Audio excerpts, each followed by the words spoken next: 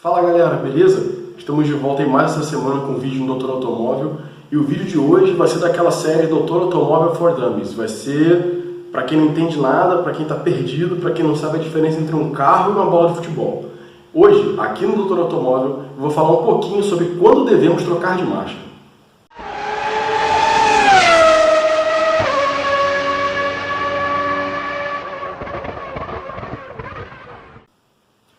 Bom galera, estamos de volta então, e como eu falei, o vídeo de hoje é para quem está iniciando aí, quem não saca muito de direção, e queria ter uma luz sobre quando você troca de marcha, quando você sobe, quando você desce de marcha, qual é a marcha apropriada para você andar em certas ocasiões e por aí vai. E antes de eu começar explicando coisas de motor, de câmbio e tal, eu queria começar com um cara que vai te ajudar muito. Nem todo carro no Brasil tem esse instrumento, mas eu acho que a grande maioria já sai de fábrica com ele, que é o conta-giro. Eu vou botar uma foto dele aqui do lado.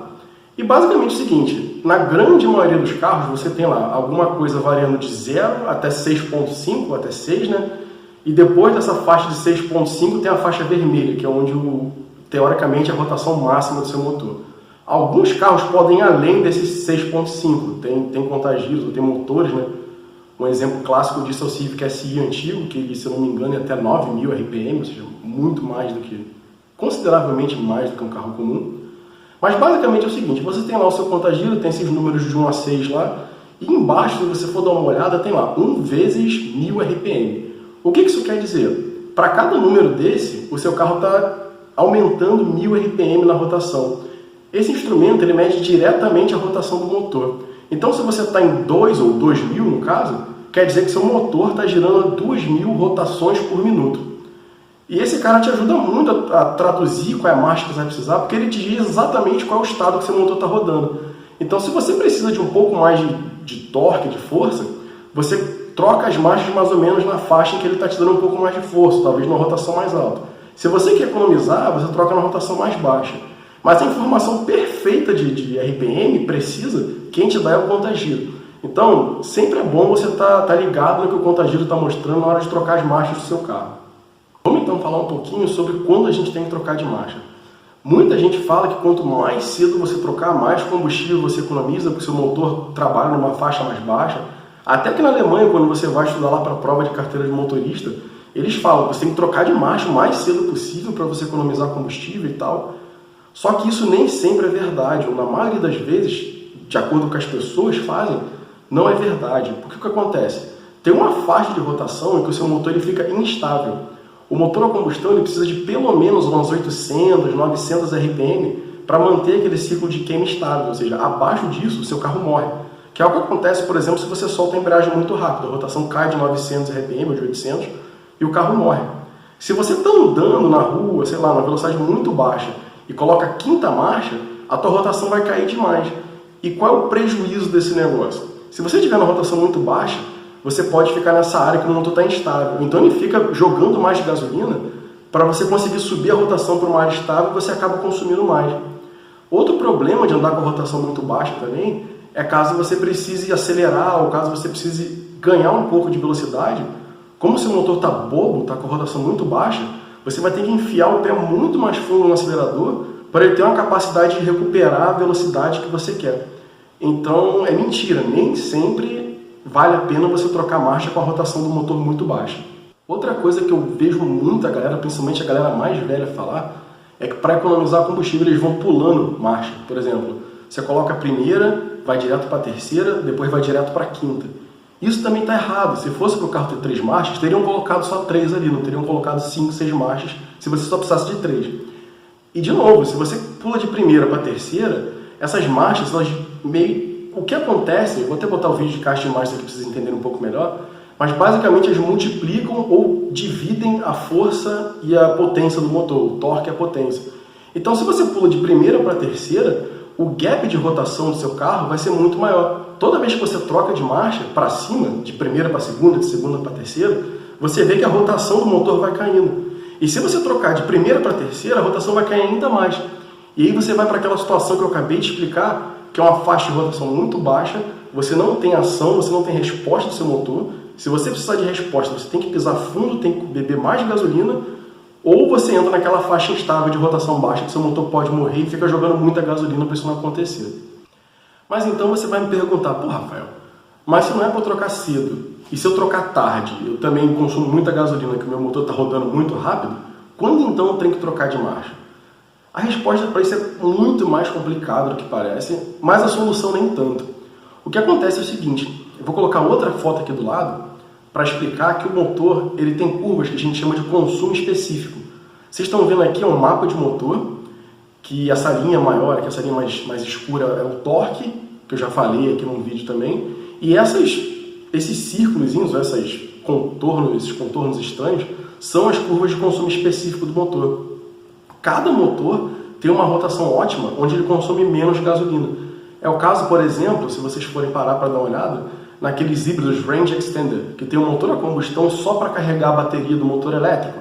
Esse motor a combustão ele fica trabalhando nessa faixa de consumo específico menor, que é para ele conseguir gerar mais energia consumindo menos gasolina. Você economiza a gasolina trocando as marchas se você trocar ou se você manter o seu carro nessa faixa onde ele tem um consumo específico menor.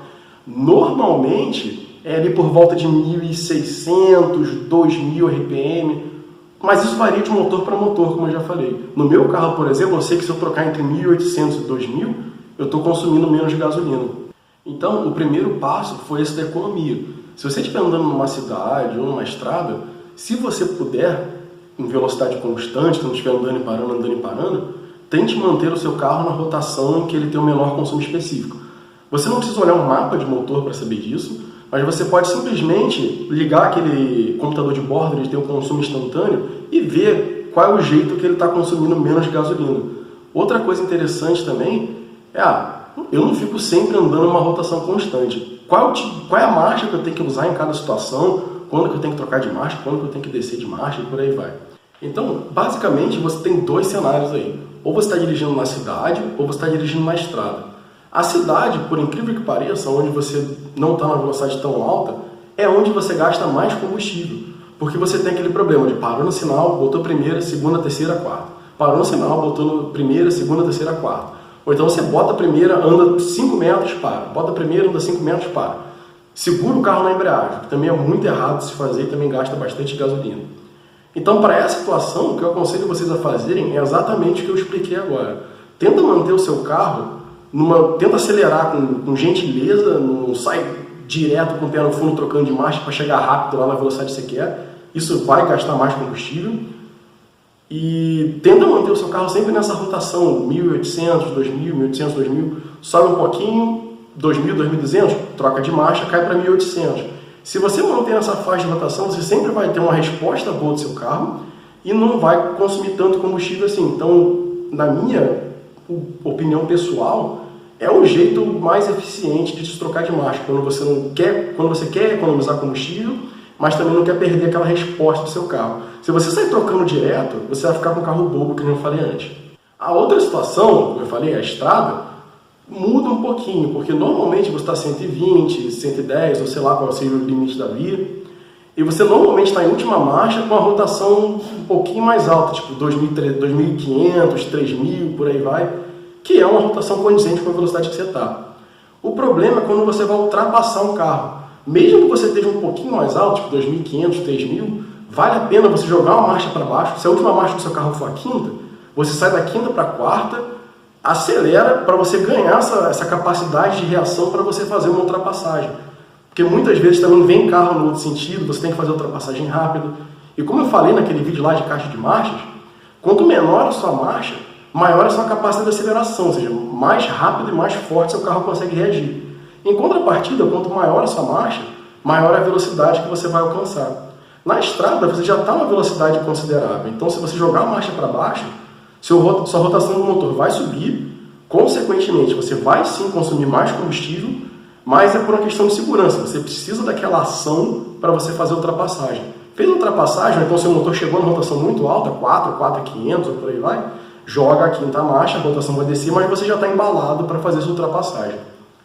E bom, acho que era isso que eu tinha para dizer sobre troca de marcha. Eu espero que a galera que não tem noção de nada, que é muito cru, tenha conseguido pelo menos tirar alguma coisa disso. Se vocês tiverem dúvidas ou qualquer pergunta, podem deixar aqui nos comentários. Eu vou tentar responder na medida do possível, eu não sei tudo, mas eu tenho um pouquinho de experiência e eu posso ajudar vocês talvez. E não se esqueçam de seguir a gente aqui nas redes sociais, no Facebook, no Instagram. Eu estou sempre postando fotos lá no Instagram, perguntando sobre o que as pessoas acham de vídeos e tal. Óbvio, também não esqueçam de fazer o subscribe aqui no canal. E é isso aí, galera. Até semana que vem, um abração.